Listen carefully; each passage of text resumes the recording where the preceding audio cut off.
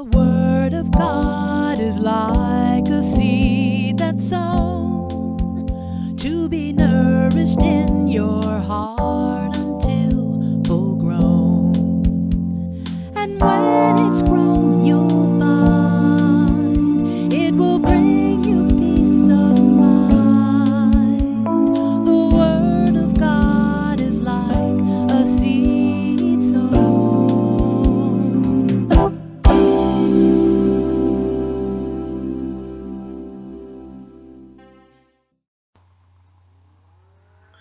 Hello, this is Wayne. Welcome to Growing in the Word.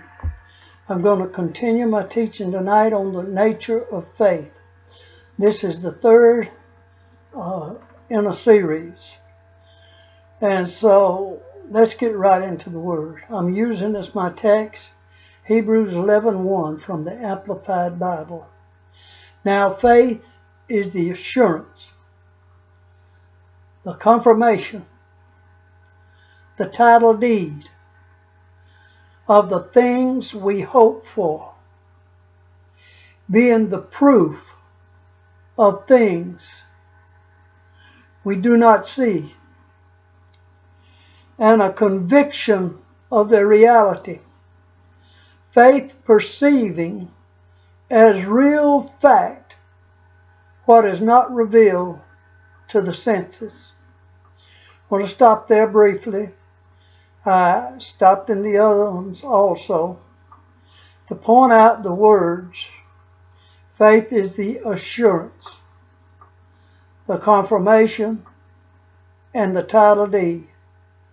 Faith shows ownership of what you are believing God for before it ever gets into your hands.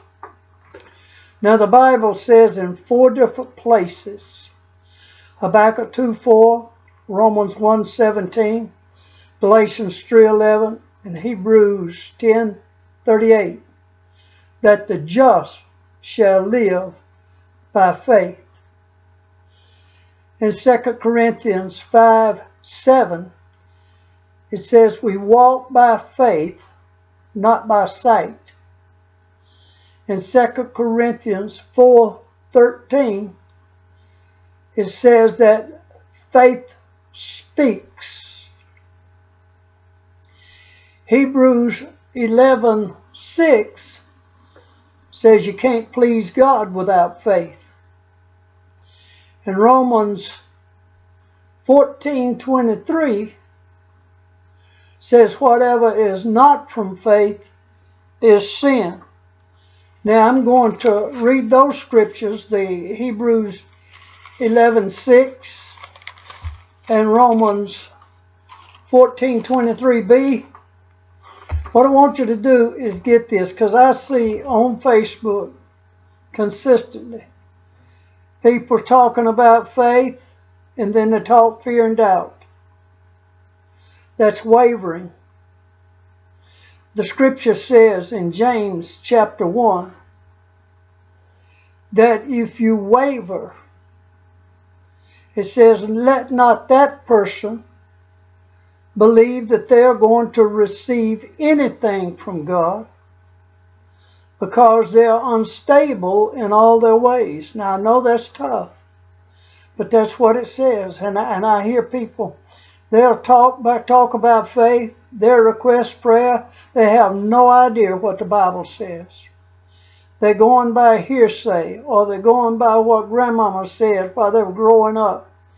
But I want to tell you, there is a faith to be had, but it only comes through the Word of God. Faith cometh by hearing, and hearing by the Word of God. If you're not in the Word of God consistently, you're not walking in faith. Now, you may get upset, you may get mad, but I'm just telling you what the Bible says. You've got to be in the Word of God, because that's where your faith is coming from. You got to know what the will of God is. What's the will of God? The Bible tells you what the will of God is. If you don't know the will of God, you hadn't been in the Word. Now your personal will, you just seek to God and get the direction from Him. But God's got a general will, and His Word is His general will. Hallelujah. Now, Hebrews 11:6 says, but without faith it is impossible to please and be satisfactory to God. For whoever would come near Him must necessarily believe that He is, that He exists, and that He is a rewarder of those who earnestly and diligently seek Him. Now, you heard me mention people I hear on Facebook and I see on Facebook. I want you to pay attention to this word. You pay attention to this word. Without faith, it is impossible to please God. For he that cometh to God must believe that He is, that He exists, and that He is a rewarder of those who, listen to this, earnestly and diligently seek Him. How do you seek God? You seek Him through His Word. As a matter of fact, the word seek, along with the word search, implies research. How do you research something? You get all the information about the particular thing that you're wanting to research, and you look it up and you study it. The only way you can research God is from His Word. His Word declares who He is and what He will do for you. But if you don't get in that Word, you're not going to have the faith to receive from God, because you're not going to know what's yours and what isn't. You know, I see on there people talking about, I have an unspoken prayer request. Show me that in the Bible. The Bible says if two agree as touching anything on earth. Now, how is two going to agree if you got an unspoken prayer request? You can only agree on what you know. I bet you didn't know that. Nah, you didn't know that. But you can only agree on what you know. There's no such thing as an unspoken prayer request. Well, you know, the Lord knows. He knows you got it wrong. He knows you didn't do it right. Did you know? The scripture says in the Gospel of John, in John chapter 16, I think it's around verse 23 or 22, that Jesus says that you will not ask me for anything. In other words, when you pray to Jesus, you're not praying according to the Word of God. Jesus said the Father Himself loves you, and He is willing to do for you.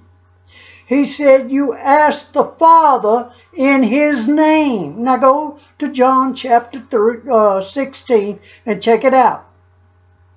It's in red if you got a up-to-date a Bible that has the words of Jesus in red. The day will come you'll not ask me for anything. You ask the Father in my name, and it'll be done for you. See, you didn't know that. How are you going to have faith in something you didn't know?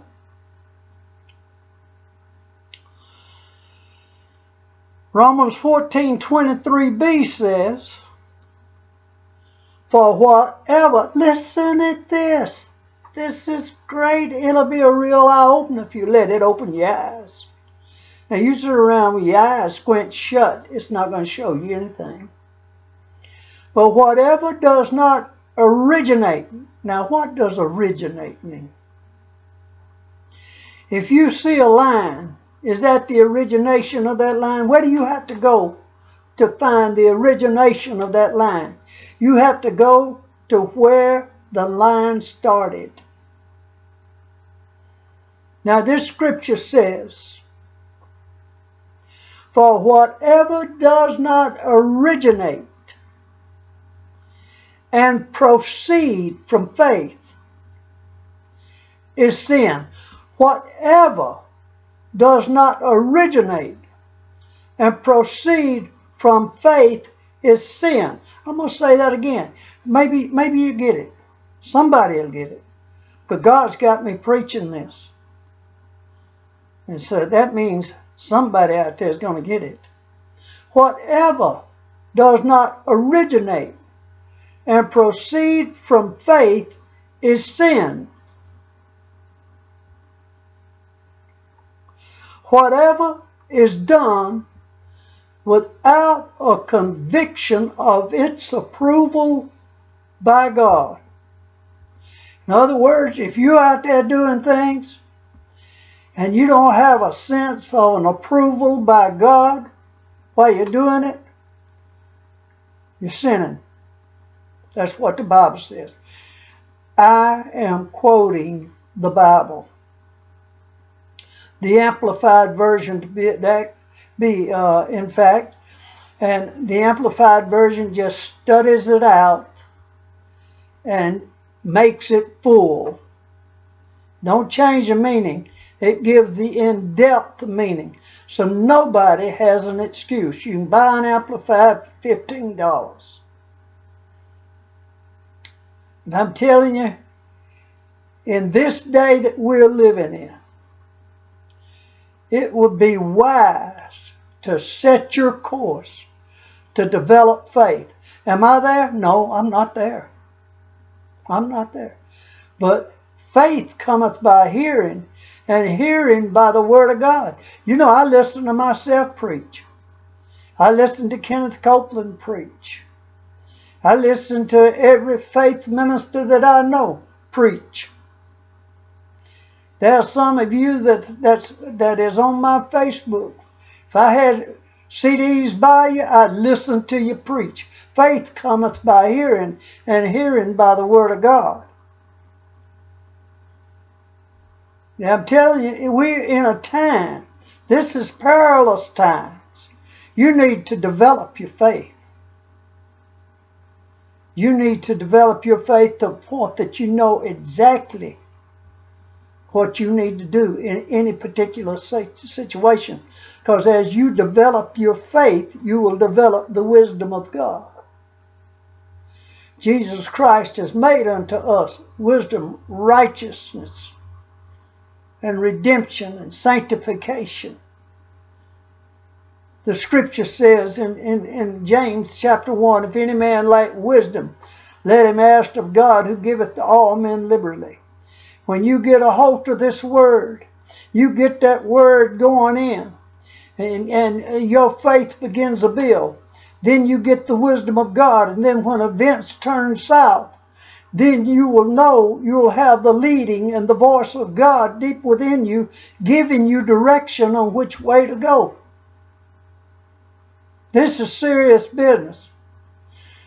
I don't sit here and make these recordings because I like to hear myself. I can walk around the house and talk to myself.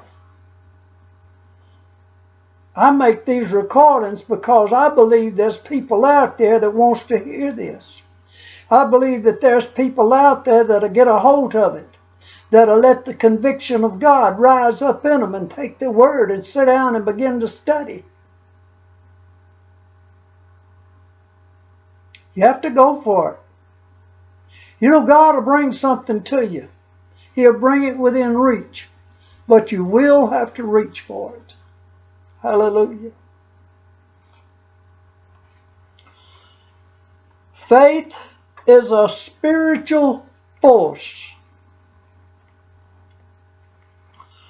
Force, the capacity to do work or cause physical change. Power made operative against resistance. In other words, you have the force of faith that powers against the resistance of the enemy who's trying to keep you from obtaining anything from God. Faith is taken from the Greek word pistis, a force that is directed forward and aggressive. Faith is never, ever, ever passive. It's always aggressive. Folgers in my cup. The nature of faith is to call things that are not as though they are. Faith believing as real fact what is not revealed to the senses.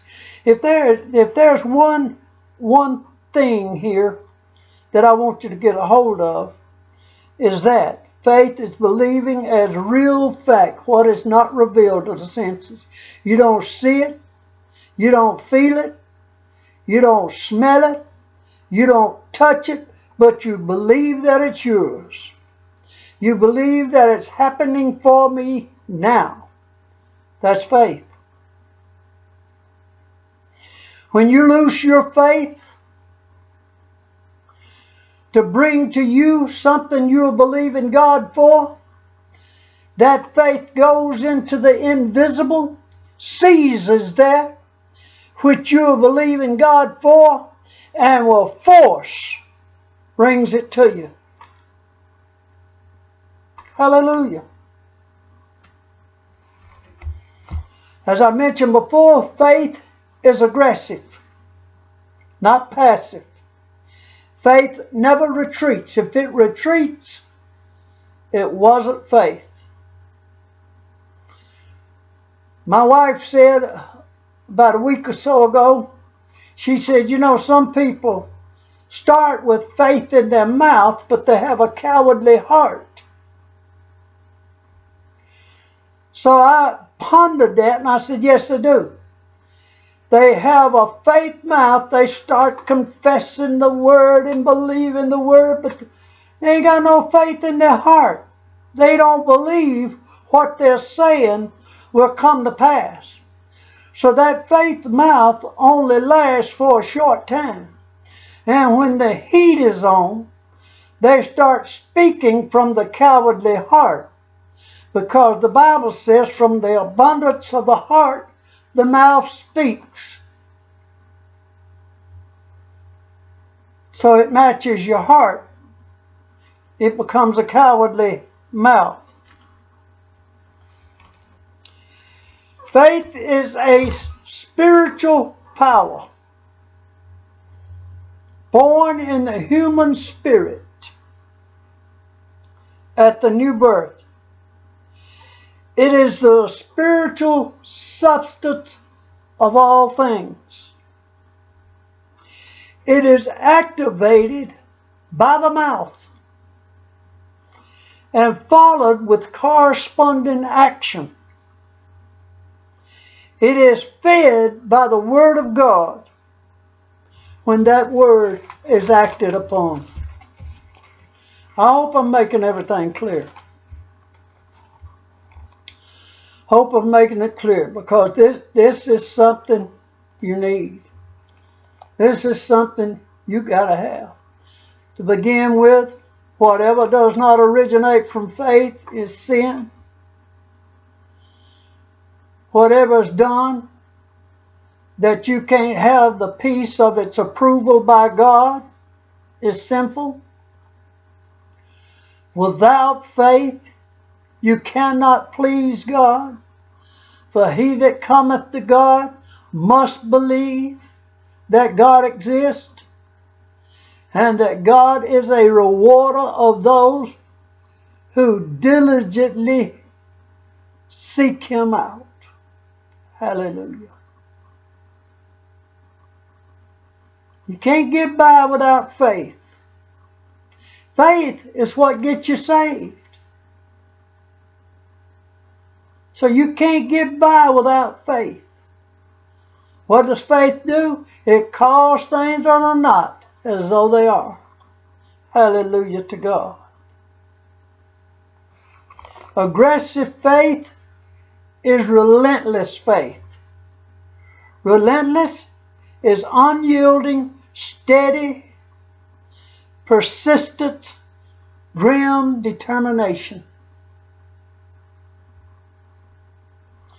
Persistence wears down resistance. You know, it's just like your child. Your child will wear you down. I hardly know. They keep coming to you and keep coming to you and keep coming to you and keep coming to you. And you start out with no. Then you get, well, maybe. Then after a while, yes. That child was persistent because she knew it would work. Our faith is persistent against resistance. Persistence is firm or obstinate continuance in a course of action in spite of difficulty or opposition.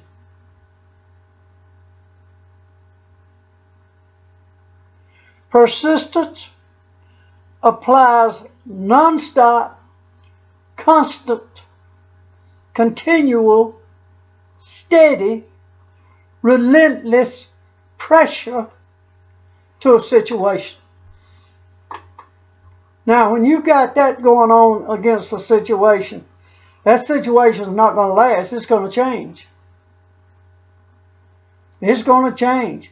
But you have to stick with it. You remember I said a while ago, faith doesn't retreat.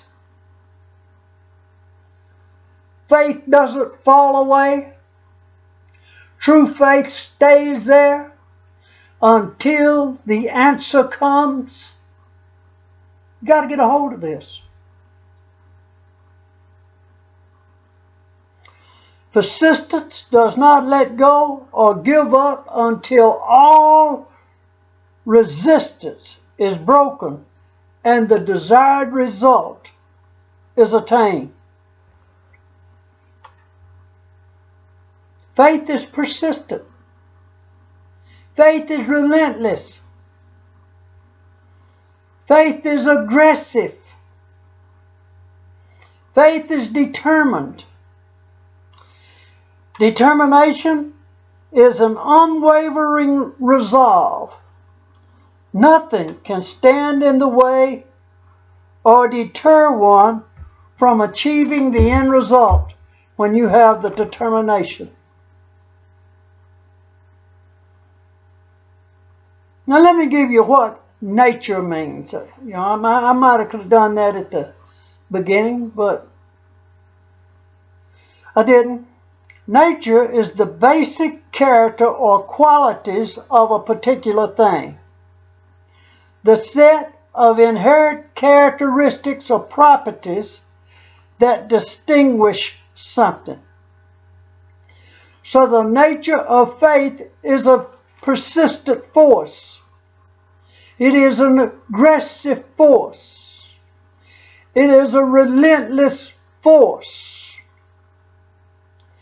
It pushes until it comes through in the name of Jesus. Faith is based on the unfailing Word of God. 1 John 5:4 says, whatever is born of God is victorious over the world. And this is the victory that conquers the world, even our faith. Our faith is the victory that conquers the world. Hebrews 11:1-3 says, now faith is the substance of things hoped for and the evidence of things not seen. For by it the elders obtained a good testimony. By faith we understand that the worlds were framed by the Word of God, so that the things which are seen are not made of things which are visible. That gets back to calling things that aren't as though they are. I believe it's happening for me now. The Word of God says Jesus bore my sickness and carried my pain. Sickness can't live in my body. I refuse to let sickness live in my body. The Word of God says, although he was so very rich, yet he was made poor, that I through his poverty might be abundantly supplied.